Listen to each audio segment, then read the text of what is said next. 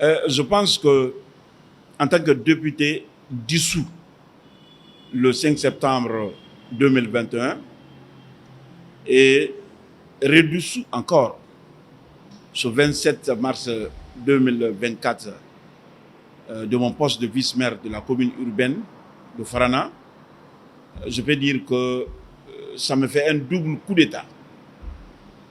Alors, ceci dit, je dirais tout simplement que le coup d'État a été un acharnement contre nous.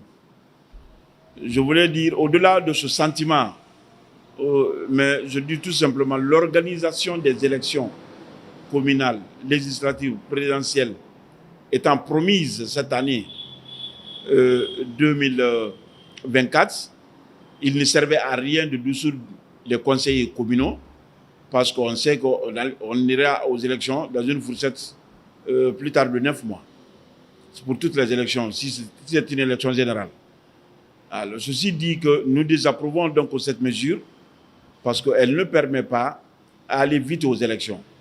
Elle ne laisse croire que le glissement sera fait. Parce que si on devrait aller vraiment à toutes ces élections, je pense que ça ne servait à rien aujourd'hui de dissoudre des conseils communaux et mettre des délégations spéciales. Deuxième chose qu'il faut retenir, c'est que la mise en place des délégations spéciales ne motive pas, ne mobilise pas les investisseurs étrangers. Les institutions financières donnent leur argent à ceux qui sont élus de façon démocratique.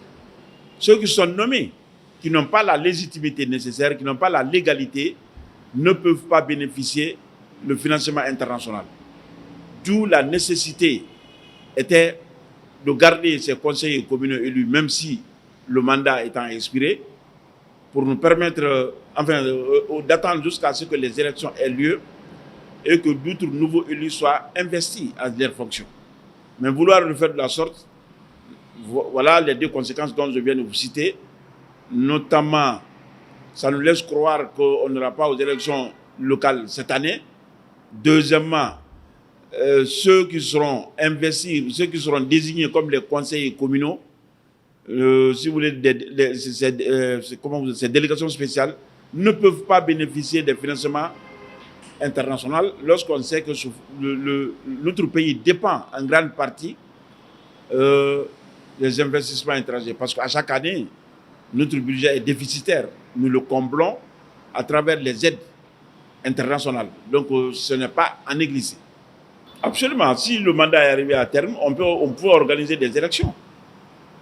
Mais si les élections ne sont pas organisées, ce n'est même pas envisageable lorsqu'on regarde bien à cette allure. Mais de toute façon, nous interpellons l'autorité à respecter ces paroles données.